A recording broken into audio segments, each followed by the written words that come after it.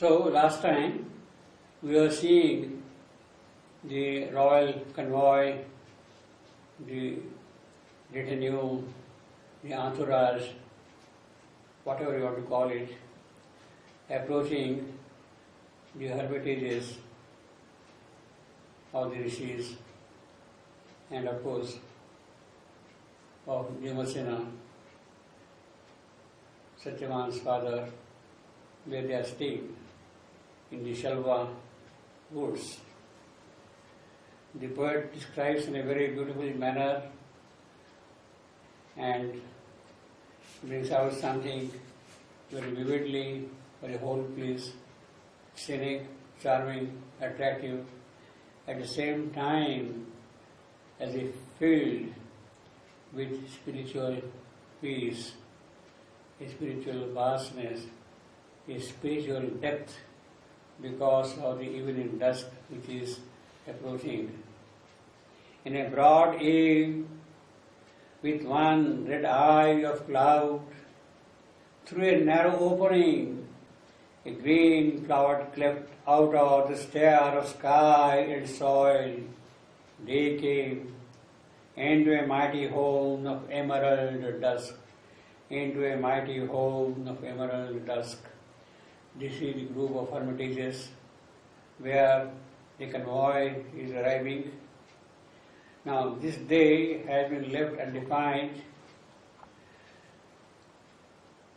but obviously the connotation, the reference is very clear.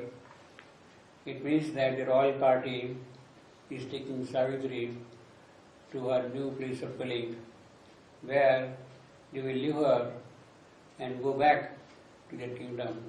And Savitri will continue to stay in the hermitage with her husband and with her parents-in-law.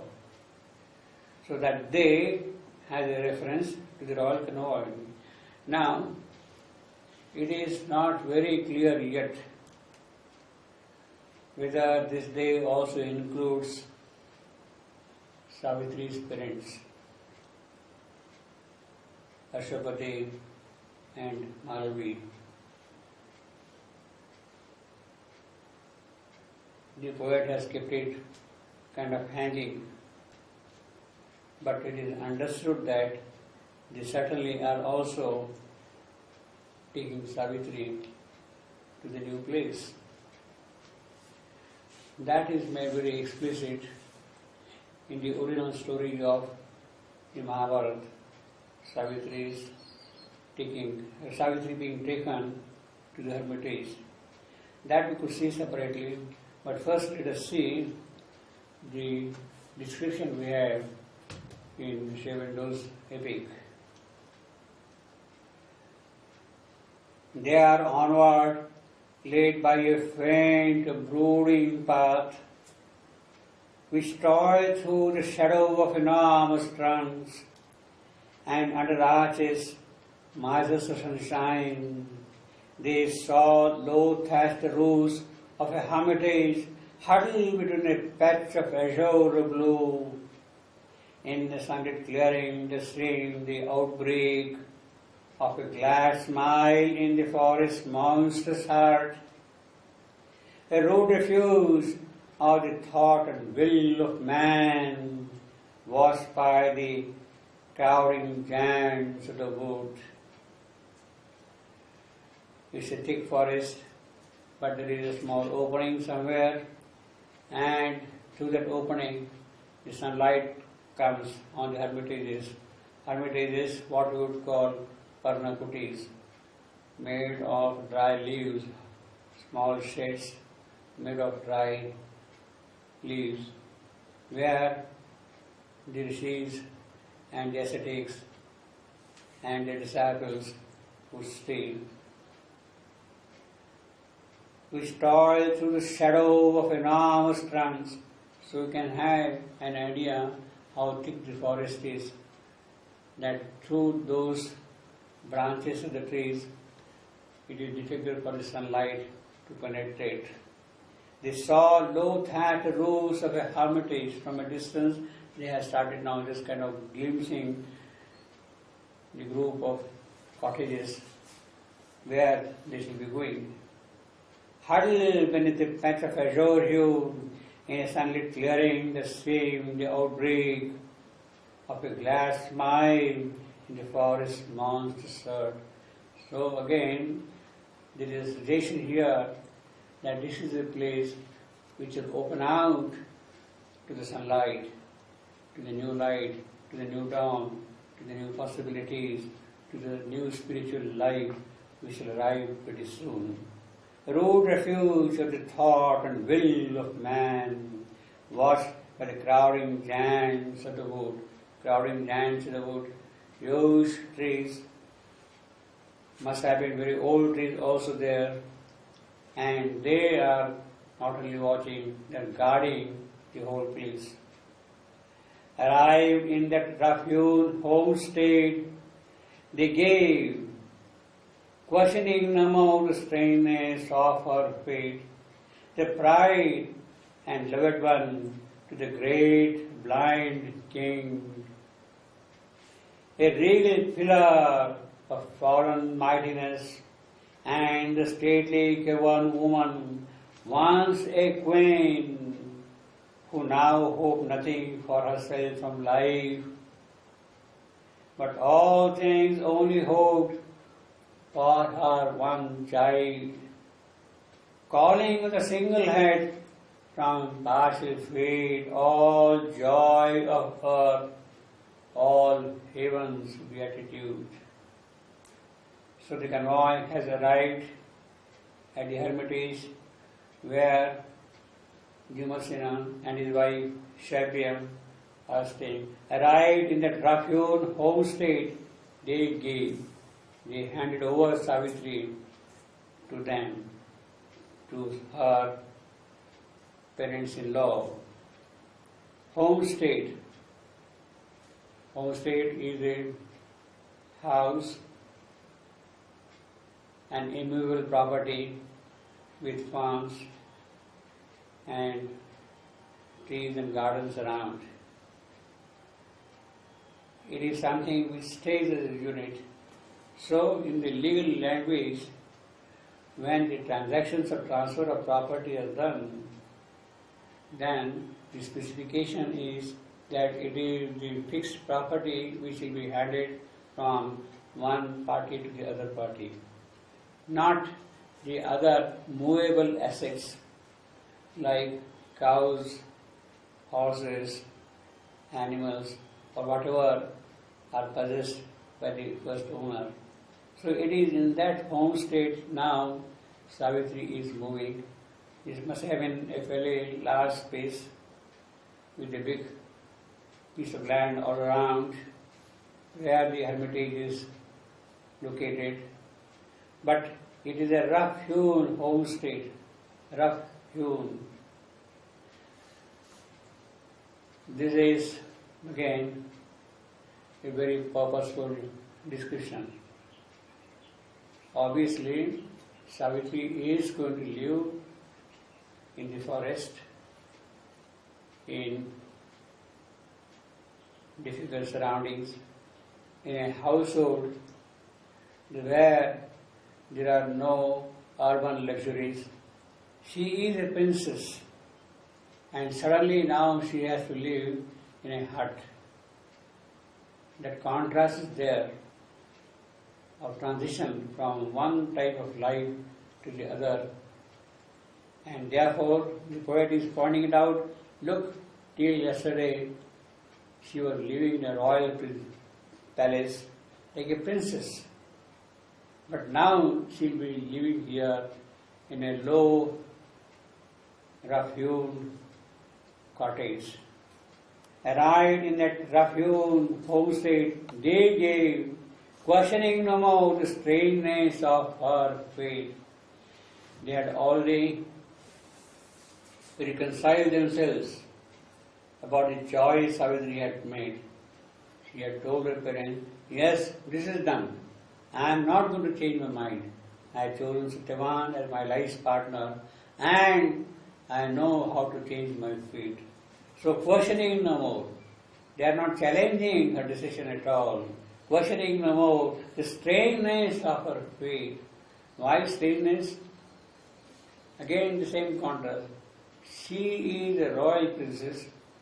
She is a well-cultured lady.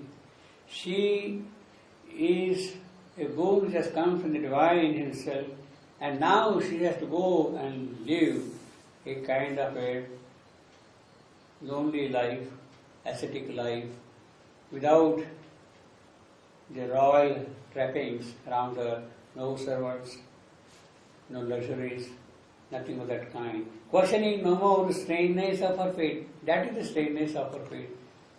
This is a girl who was living in luxury and now she has to live in a hut. That is the strangeness of her fate, which they are not anymore questioning.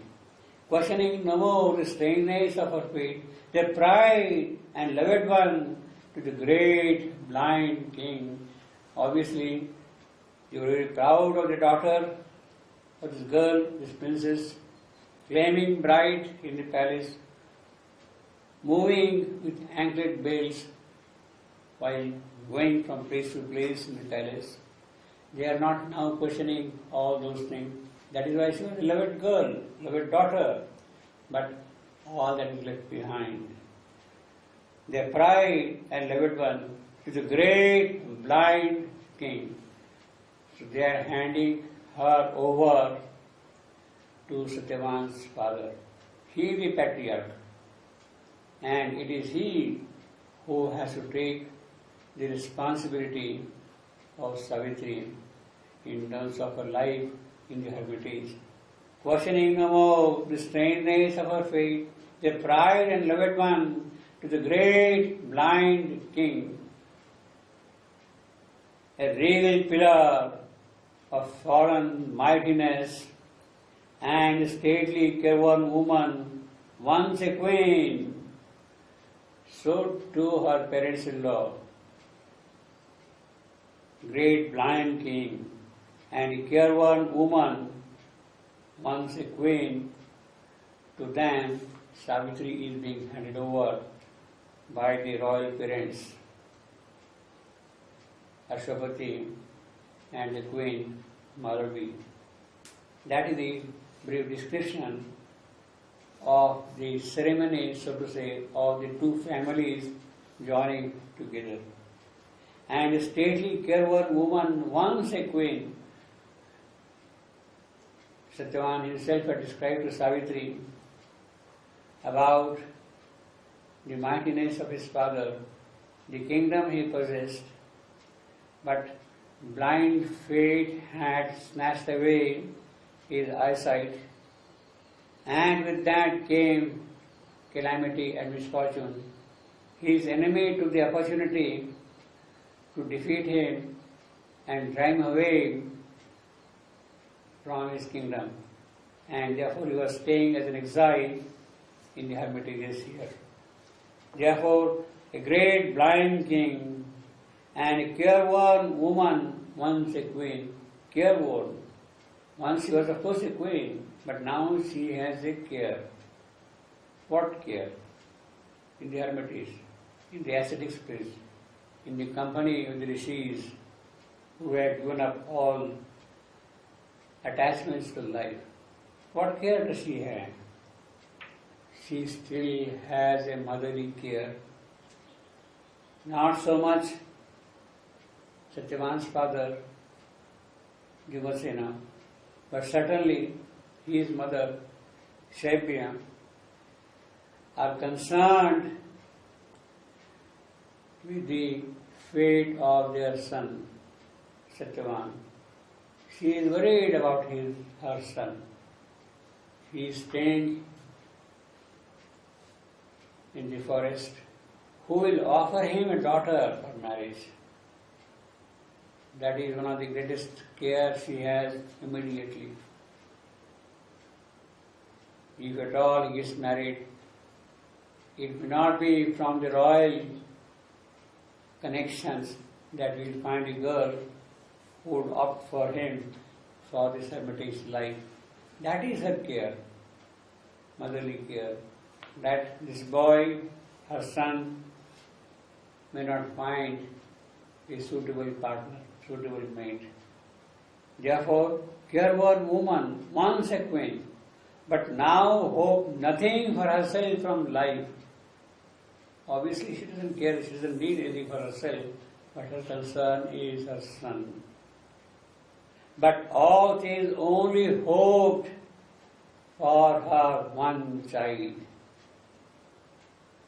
Calling on the single head from partial fate, all joy of earth, all heaven's beatitude. That is what she will do. She will pray. She will invoke gods to bless her child. All things only hold for her one child. That is her hope. That is her asha. That is her expectation in life, that he will get properly settled in life. Calling on the single head from partial fate, fate had been unkind to them. Fate drove them away from the kingdom and put them in the hermitage, and therefore the partial fate. And it is again that partial fate, she is asking for joy of earth, she is asking for blessings from heaven. The best utterances that can come from high, it is those she is asking for her son. She also wants all the richnesses of the earth to be available to him, who now hope nothing for herself from life, but all things only hope for her one child, calling on a single head from partial freight, all joy of earth, all heaven's beatitude, the excellent happiness, the excellent blessings. It is those she is asking for him. Adoring wisdom and beauty like in gods, she saw him, loved by heaven as by herself. Satyavan's mother is very fond of her son, obviously, and she admires the wisdom of her son, the beauty, the majesty, the priestly state of her son, of a young god who looks like a young god. So gods can also become young and old. In other words, his features are godly, are immortal, changeless, and he is of course beautiful, he is of course wise. Saundarya and Jnana, both are present in him always. She saw all those attributes in him. She saw him loved by heaven as by herself. These gifts of Saundarya and Jnana, Prajna, they had come to him from heaven itself. She has kind of recognized that, no, this cannot be earthly. They come from somewhere else, from some high place. And her attachment to her son is therefore not only because he is her son, but because he has those wonderful qualities, attributes of heavenly wisdom and beauty. She rejoiced in his brightness and believed in his fate and knew not of the evil drawing near. So the poet is telling us again, look, this lady, she is concerned about her son, but she has no idea of the evil which is coming closer and closer. Satyavan's mother, Satyavan's father also, of course, nobody in the hermitages know that something is going to happen which will be calamitous to him 1 year after the marriage. Nobody has an idea. She rejoiced in his brightness, therefore, in that ignorance, she is happy now. Satyavan's mother is happy now that a bride has walked into her house and her son has a life partner and believed in his fate. Yes, although as a prince he was driven out from the palace, but someone now has come here to build up his life. She rejoiced in his brightness and believed in his fate and knew not of the evil drawing near. As a matter of fact, this evil drawing near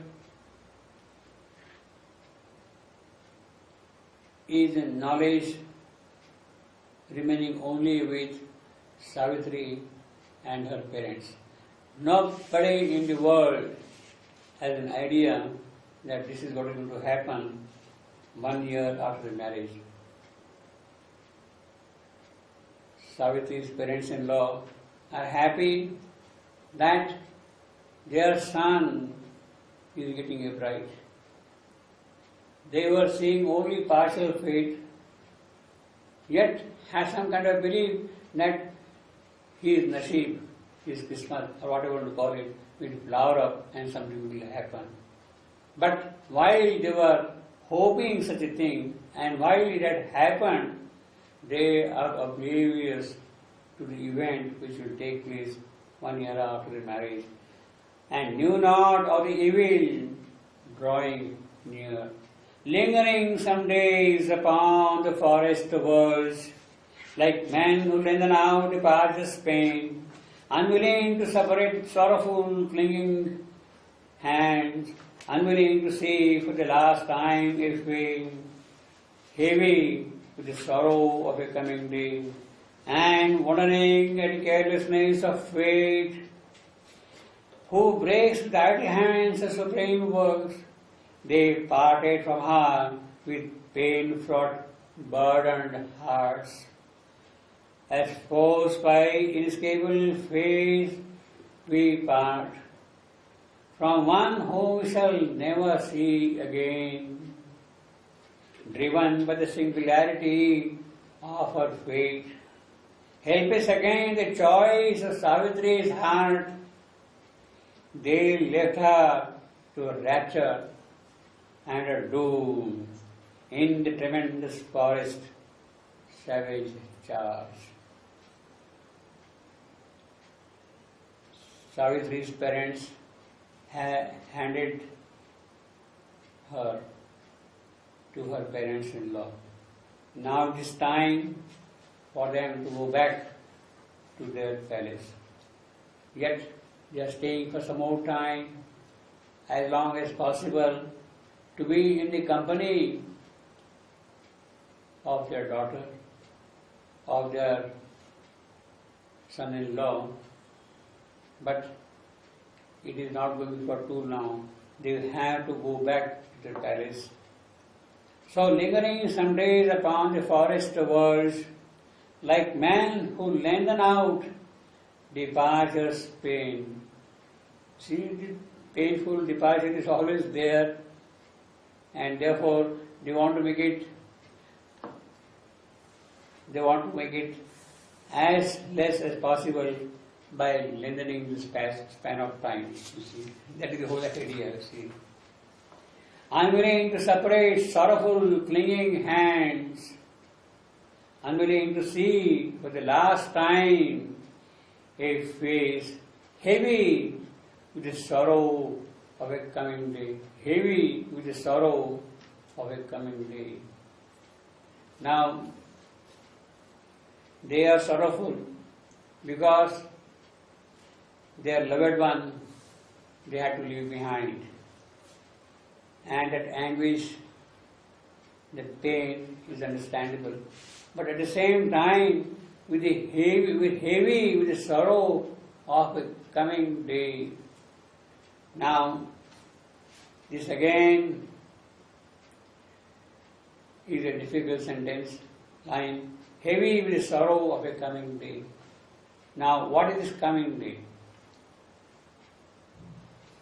Obviously, in the larger context, it would mean the day when Satyavan is going to die. Heavy with the sorrow of a coming day. They are therefore sorrowful. They, of course, here would mean now specifically Savitri's parents, Ashwapati and Madhavi. Because they are the only people who know about the death of Satyavan. So heavy with the sorrow of a coming day, obviously they will feel sorry. Yes, we have done our part of duty. We have got Savitri married. We have handed her over to her parents-in-law. We have to now go back. But that thing keeps on haunting them all the while, that a sorrowful day is also approaching very fast, 1 year after the marriage. Heavy with the sorrow of a coming day and wondering at the carelessness of fate, how fate has manipulated things like that. A person belonging to the royal family, now living in a low thatched roof. That itself is a carelessness of fate. Savitri is a Bhagyavati, full of auspicious things in her life, but she has to meet a very difficult situation in her life. And that is also the carelessness of fate. Perhaps behind that carelessness of fate, there is some deeper meaning. Fate is trying to work out something through that carelessness, of which nobody has knowledge. And wondering at the carelessness of fate, who breaks with idle hands the supreme works, that is what fate does. That is what fate has already done in the case of Savitri as first step. They parted from her with pain-fraught, burdened hearts, and forced by inescapable fate, we part from one whom we shall see never again. Driven by the singularity of her fate, help us again the choice of Savitri's heart. They left her to her rapture and her doom. Singularity of Savitri's fate. The uniqueness, something very exceptional, something most unusual, something which is packed, densely packed in a single point, as if the entire creation has gathered itself into a point of non-existence. A point of non-existence. It is that singularity into which they are seeing now the possibility of a new life unfolding. Driven by the singularity of her fate, helpless against the choice of Savitri's heart, they left her to her rapture and her doom. Left her in the tremendous forest to savage charge. Okay, now mind your own fate, live your own life. We don't know what is going to happen to you tomorrow. In that state. Now here, again, the singularity of fate, if it is only a royal convoy, then without the parents, Savitri's parents, then for them it is quite obvious Here is a princess and she is living here now in a hermitage. And that is the kind of a fate which they are surprised at. How this happened, one doesn't know at all. They left her to a rapture and a doom. In the tremendous forest savage charge, all put behind her that was once her life. Savitri's parents, they kept aside everything behind, put aside all that was her in the palace at Mathura, once where she was staying. All put behind her that was once her life. So the life of Mathura, that is now the past. The future has to come. So as far as the parents are concerned, they have now kept aside all those things. All put behind her that was once her life. All welcomed that henceforth was his and hers. Now this first all put behind her would mean Savitri's parents. All welcomed, all put behind her. So Savitri's parents are keeping behind, are putting aside all that past. But the other all welcomed Satyavan's parents. Savitri's parents-in-law, they are welcoming all. Savitri has walked into their house and she has become a welcome guest. All welcome that henceforth was his and hers, his and her, Savitri's and Satyavan's. The future life of the married couple, it is that which is being welcomed by everybody in the hermitages. All put behind her that was once her life. All welcome that henceforth was his and hers. She abode Satyavan in the wild woods. Priceless she deemed her joy so close to death.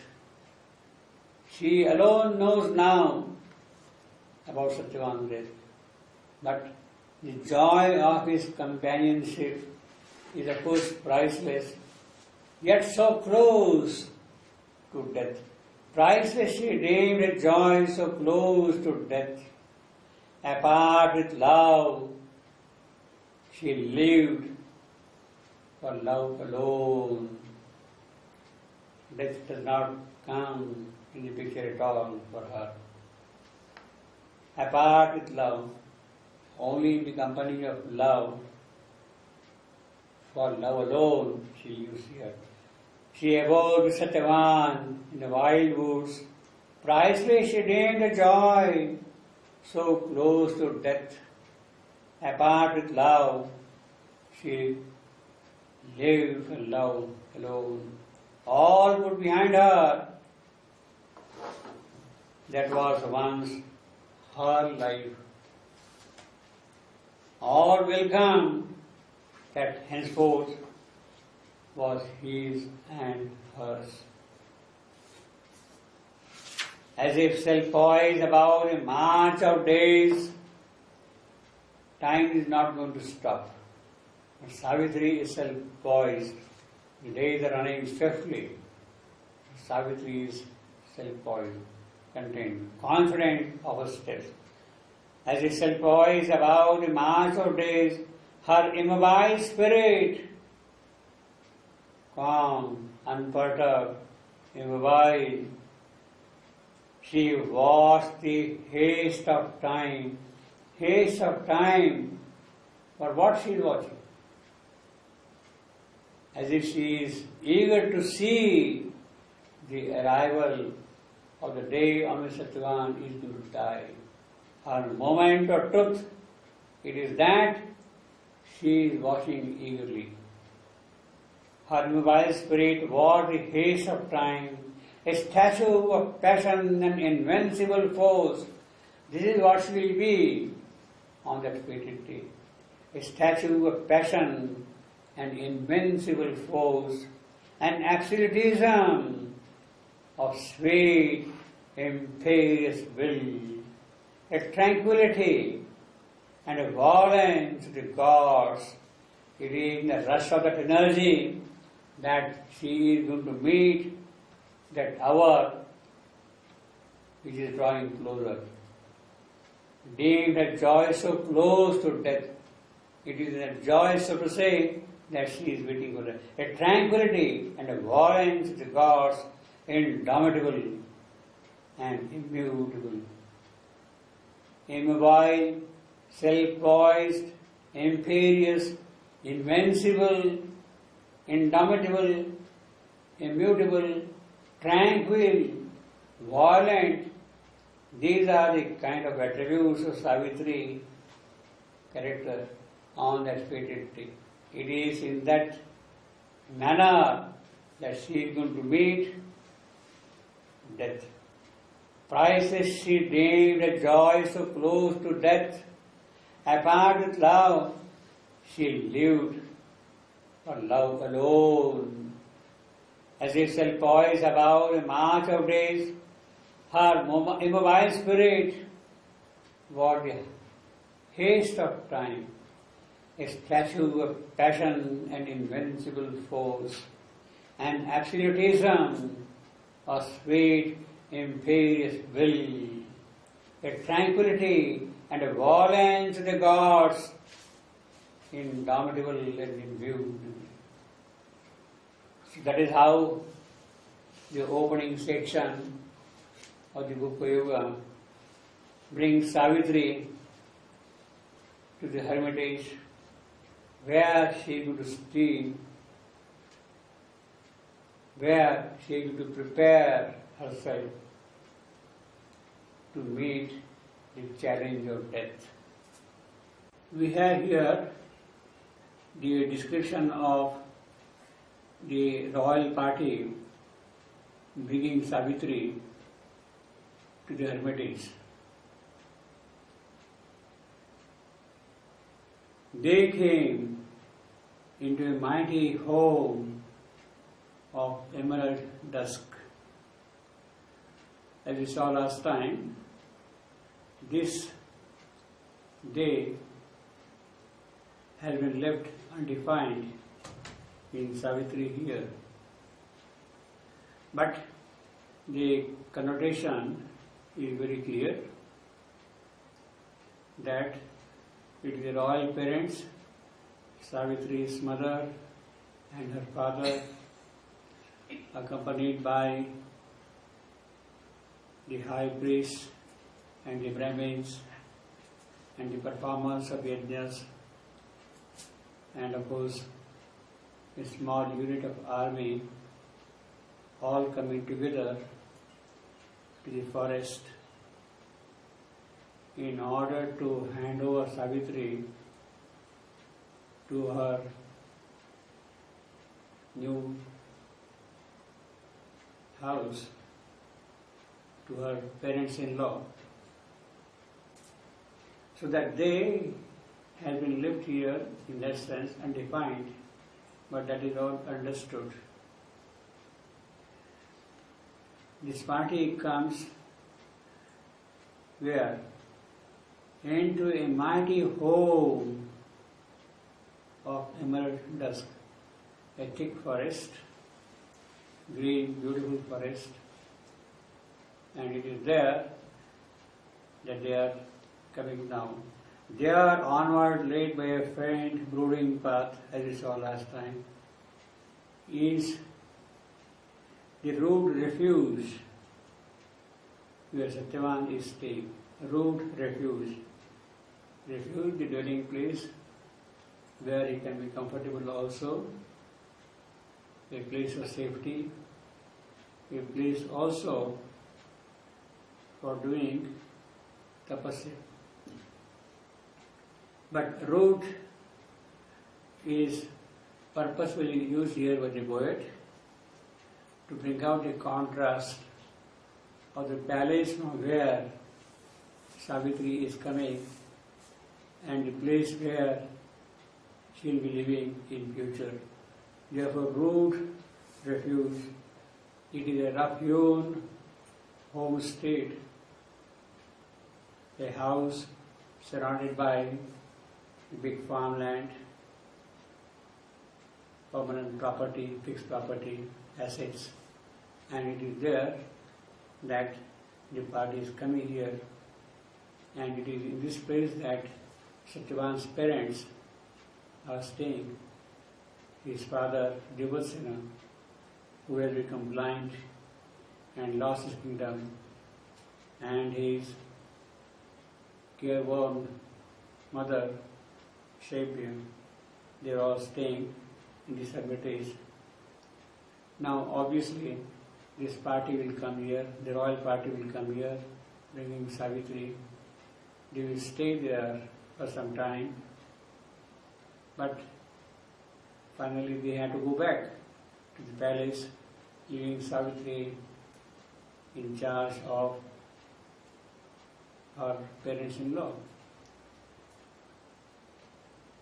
So they try to stay as long as possible because they love Savitri very much, and going back from her, losing her company, is going to be quite painful to them. Therefore, lingering for some more days, as long as possible, they stay there. See? And of course, they will be returning with heavy, sorrowful heart, because the daughter is no more now with them, back in the palace. Now, this is the description we have in Shreyapantu Savitri. And finally, arrived in that rough-hewn homestead, they gave, questioning no more the strangeness of her fate, their pride and loved one, to the great blind king, a regal pillar of foreign mightiness. That is the description of Satyavan and Satyavan's father. Similarly, the description of Satyavan's mother. She saw in her child somebody who would bring happiness to her, adoring wisdom and beauty like a young goddess. She saw him loved by heaven as by herself. The way she was loving him, in the same manner she saw heaven also loving him, because for her, most unexpectedly, a beautiful daughter-in-law is going to enter the house, and it cannot be but the gift of heaven. So in that sense, she is also very happy. She rejoiced in his brightness and believed in his fate. But she did not know of the evil drawing near. That was a top secret of the palace of Ashwapati. Only 3 persons knew about the evil day drawing nearer: Ashwapati, Savitri's mother, and of course Savitri. None else in the world, in this world, knew about the fate of Satyavan, that after 1 year he would be no more. So finally, the royal party comes here. She is welcomed by the parents-in-law, and the moment of their departure has come. they had to go back to the palace, Asapati and Savitri's mother, Malavi. So the poet describes it like this: all put behind her that was once her life. All those memories, all those beautiful, sweet events of life of a young princess, all were kept behind by them. By whom? All put behind. The convoy which brought Savitri to the place here, everybody loved Savitri very much, but they all kept everything behind because she has now entered a new phase of life. And although they did not know, all of them did not know exactly what was going to happen in future, but they saw that this royal princess is not living in a palace, but is living in a ascetics, hermitage, and that itself was for them a kind of a cruel hand of fate bringing Savitri to this place.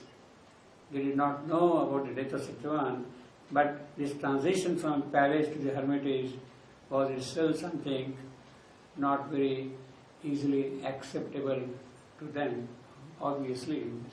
All put behind her that was once her life as a princess. All welcomed that henceforth was his and hers. Again, all welcomed, obviously, Satyavan's parents, the rishis of the forest, those great tapasvins, their disciples, the whole conclave who were staying there, all welcomed Savitri to the new place. And in that sense, the transition has taken place from palace to the hermitage, to the conclaves of the rishis and the tapasvins here. She abode with Satyavan in the wild woods. Priceless she dreamed her joy, so close to death. She is happy in the company of her husband, and obviously every moment of her life in his company was very precious, was priceless. Although it was so close to death, she knew that he was going to die. She has not told anything. She has not given any idea, any inkling of it to her husband, Satyavan. Priceless she dreamed her joy, so close to death. Apart with love, she lived for love alone. As if still poised above the march of days, her immobile spirit walked the haste of time, a statue of passion and invincible force, an absolutism of sweet, imperious will, a tranquility and a warrant to the gods, indomitable and immutable, that was herself poised figure, composure, personality, full of confidence to meet any eventuality in life, self-poised, indomitable and immutable. It is with this now the next moment in Savitri's life begins. She stays in the hermitage like a housewife, attending all homely duties, lighting the kitchen fire, lighting the altar, bringing water from the well, cleaning the house, all those little jobs a princess now she has to do herself. So that transition has taken place. Now this is the scene we have in Sri Aurobindo Savitri. But we see that there are very meaningful, very purposeful departures made by him from the story of Savitri we have in the Mahabharata. Vyasa's story has a slightly different kind of a description than what we have in Shaivendu's Savitri. The first major departure from the old story is that in Shaivendu's Savitri there is no formal marriage ceremony present, the way which is described in Vyasa's Savitri.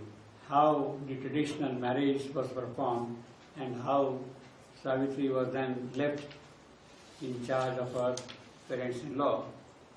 The marriage ceremony which is described here in Vyasa's Savitri is not present in Shaivendu's description, Savitri.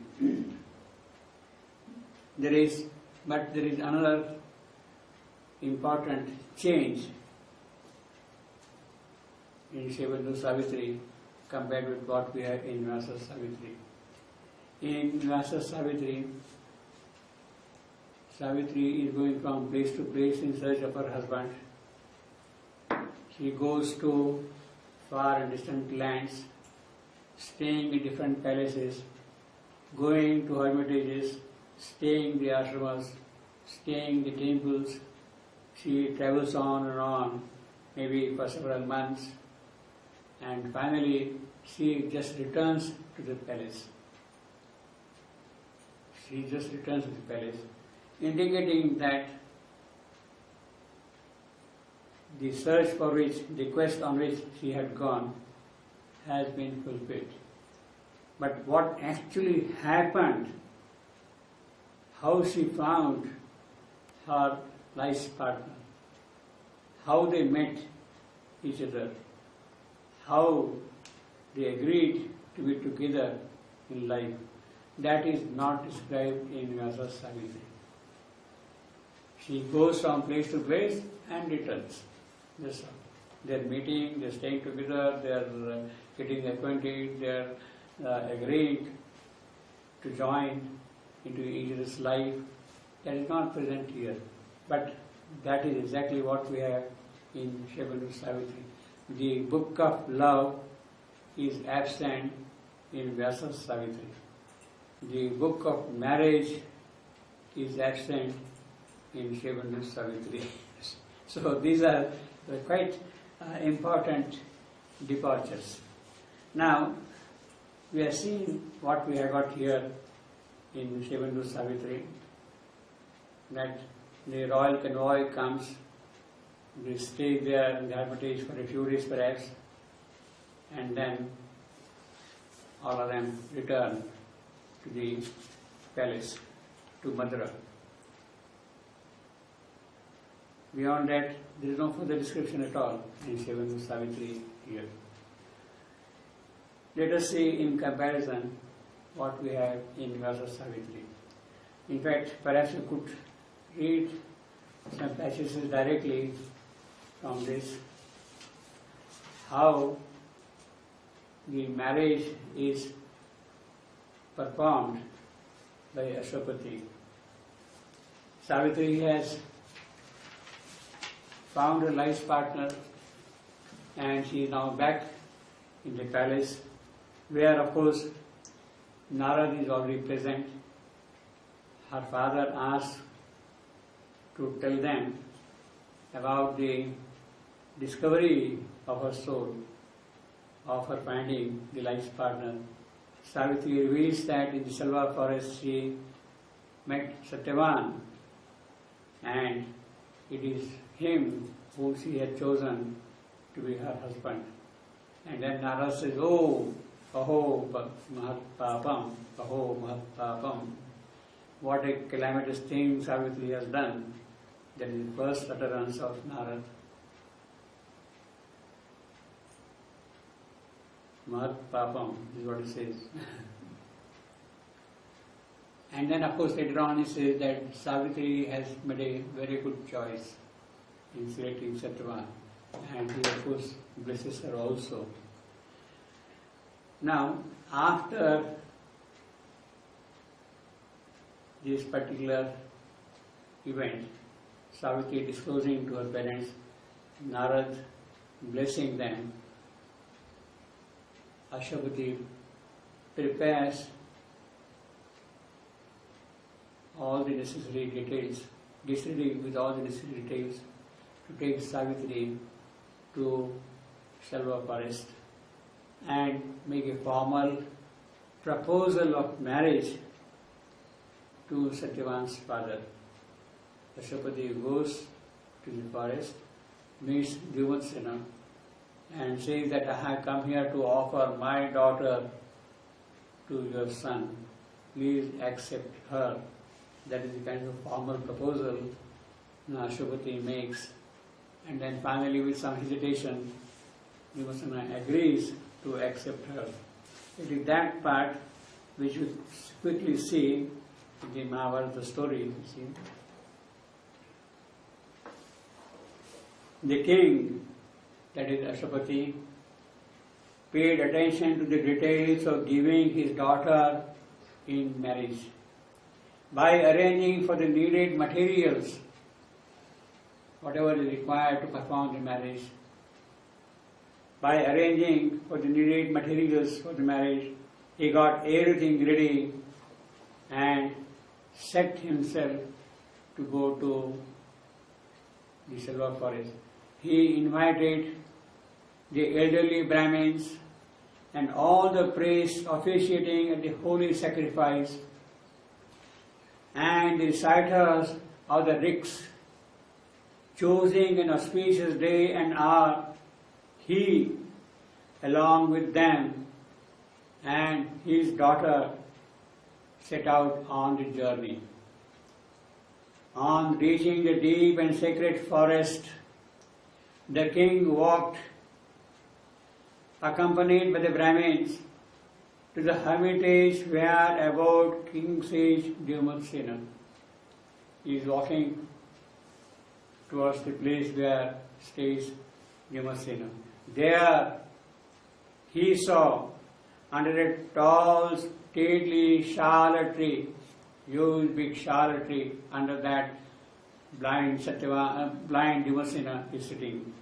There he saw, under a tall and stately shala tree, seated on an ascetic mat, the illustrious king, but now blind.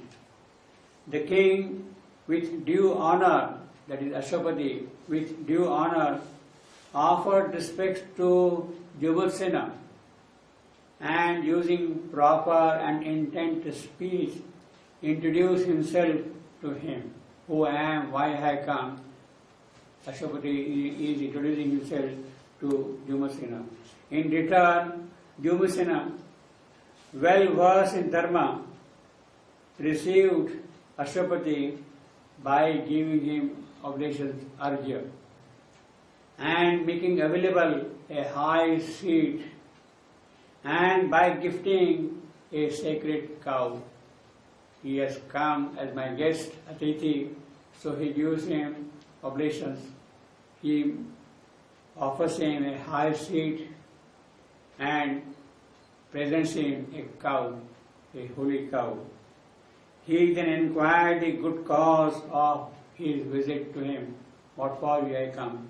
You are a welcome guest, but please let me know what for you I come. Then, expressing his wish and the purpose of approaching him about Satyavan, Ashwapati described the several details that had to be attended to in the matter.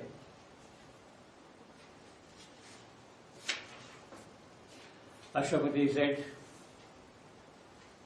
Dyumatsena, a beautiful and virtuous daughter I have, named Savitri. I am approaching you with a request. O established in Dharma, please accept her in the just and proper way as your daughter-in-law. Dyumatsena replies, But look, I have lost my kingdom, and here in the forest I am living a life according to the Dharma, in the practices of austerity. How can it be fair for your daughter to adopt this hermitage life and bear sufferings and hardships associated with it? That is what Bhimasena is urging. How can I accept your proposal? But then Ashwapati replies, look, happiness and sorrow are born and then die. Both my daughter and I know of it well, that you have lost your kingdom, you have no property, you have no money, you have no powers in your hand, all those things. I know of it. Please speak not therefore in that way, and to a person like me who understands all these aspects of life. I have come here with due resolve, being aware of all things. It is in the expectation and with a feeling of good agreeable friendship that I solicit you, and in that disappoint me not. Don't disappoint me by not accepting my daughter. Having approached you with love, send me not back by denying my request. In every respect, you conform to my standing. You are of the same status in dignity. In every respect, you are my equal. In every respect, you conform to my standing, and you are acceptable to me as I too for you. Kindly consent to receive my daughter as a bride for Satyavan and a good daughter-in-law for you. That is the proposal Ashwapati makes. And return Bhimasena says, it had been my long cherished desire. I have been myself wishing to hang a family tie with you, that we establish amongst us blood relationship. And with the loss of the kingdom, I thought I had lost all my hope for such a relationship. I had lost all my hope, all my longings, all my desire would not have been fulfilled because of this. But if this old wish of mine, which I always held close to me, is to be fulfilled by coming back this way, then let it be so. Your proposal is then acceptable to me. You are my most welcome and honorable guest.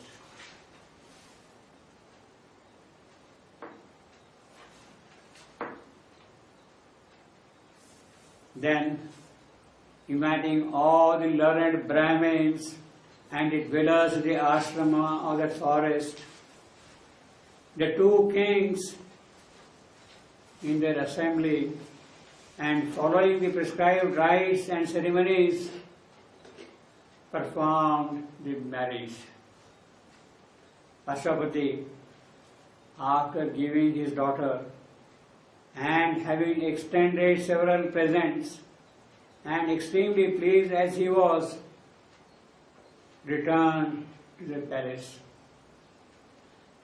Satyavan was happy to have such a beautiful wife, endowed with noble and fine qualities, and Savitri too was joyous that her heart's desire had been fulfilled. Her heart's desire had been fulfilled. After the departure of her father, she laid aside all the rich ornaments and robes and began wearing bark garments, vulgar, and red-dyed clothes, saffron-colored clothes. With the service and with other similar qualities of courtesy and humility, of poise and great composure in her conduct, and by doing the very duties to each one's satisfaction, Savitri kept all pleased and happy. She looked after the physical needs of her mother-in-law and took care of her clothes. Also, whatever little she spoke to her father-in-law, restraining herself, she did so with godly respect and reverence for him. In a like manner, with sweet and loving speech and ever proficient, always remaining calm and tranquil, and in their privacy, she saw, waiting upon her husband, that he was happy in every respect. Thus, in that ashram, and engaged in tapasya, this way they lived, and a lot of time passed by. But then Savitri, with woe in her heart, was languishing ever. On getting up in the morning or while sleeping the night, at every moment what Narad had foretold, those words constantly remained in her mind, in her heart, in her soul. So this is the description we have in the ancient tale of Savitri, which has been skipped by Sri Aurobindo, but which has been, in another sense, incorporated by him in the form of a marriage ceremony at a different level. At a different level. It is a marriage of the two souls which has already taken place, and the formal ritualistic marriage is therefore not necessary anymore. In Sri Aurobindo Savitri, we have in the Book of Love this marriage described in a very different manner altogether.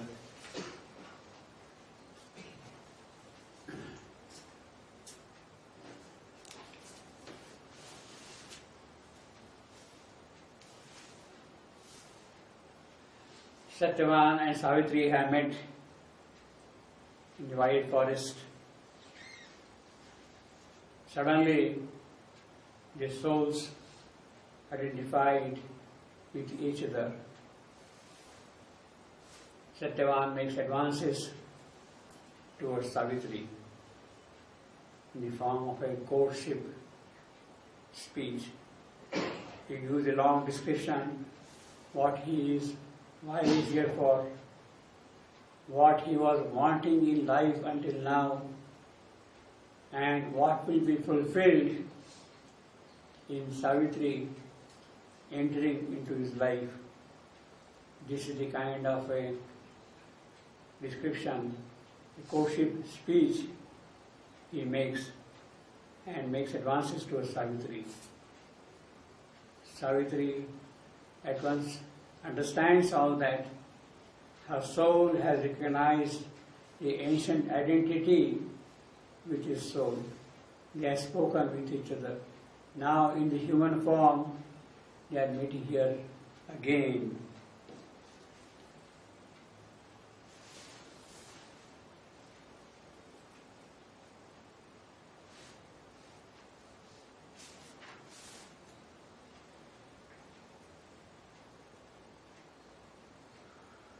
Satyavan says that he has spiritual experiences, great spiritual realizations, but he finds that those spiritual realizations are elsewhere in the spiritual consciousness, in contrast to things which are there here in life. They are not entering into the physical life here. There is a kind of a sharp division between spirit and matter. And the moment he sees Savitri, he knows that the link between the two is present in her. For now, the gold link comes to me with thy feet, and his gold sun has shone on me from thy feet. And now the gold link comes to me with thy feet. So this is the hyperlink. It is established here. And it will click up there, you see. Things will happen down there. And the moment she sees him, he says, my mind transfigures to a rapturous cheer. Suddenly there is joy in me, rapturous cheer. Here is the gold link which will establish a connection between spirit and matter. And finally, a moment which all mammals shall cry, and every bird, remember it is the cry. That is how Satyavan describes the happiness in which they will be living together. And Savitri is charmed, a kind of a spell has been cast on her. She is becoming, so to say, extremely beautiful because she has found his love. So she has become more beautiful now because of that. And as a result of that beauty, her eyelashes also become very charming, very attractive. And her deep soul, because of those beautiful eyes, is drawn out as if the soul is coming out from within to meet the beauty of those eyes. And it is through those eyes now it is seeing the world. So Savitri's soul, allured to her lashes by his passionate words, her fathomless soul looked at him from her eyes. Passing her lips in liquid sounds, she spoke, O Satyavan, I have heard thee, and I know that thou and only thou art he. Finished. Savitri has given the consent to the proposal which Satyavan was making. I know that thou and only thou art he for whom I had been searching all along. And then finally, Savitri gets down from the chariot, picks up wild flowers, suddenly starts weaving a garland and puts it around the neck of Satyavan. And that is how the marriage is performed, so to say, here. On the high glowing cupola of the day, fate tied a knot with morning's halo threads, while with the ministry of an auspicious art, hard bound before the sun, their marriage fire, the wedding of the eternal Lord and spouse, took place again on earth in human forms.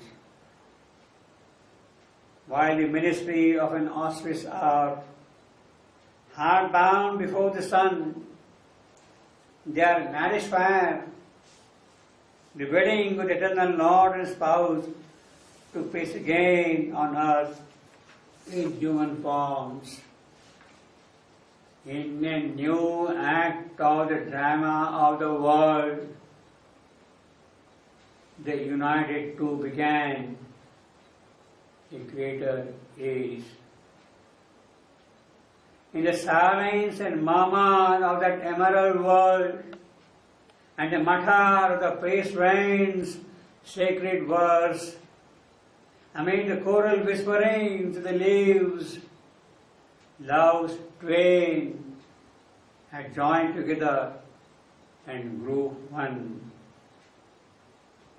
The natural miracle was wrought once more.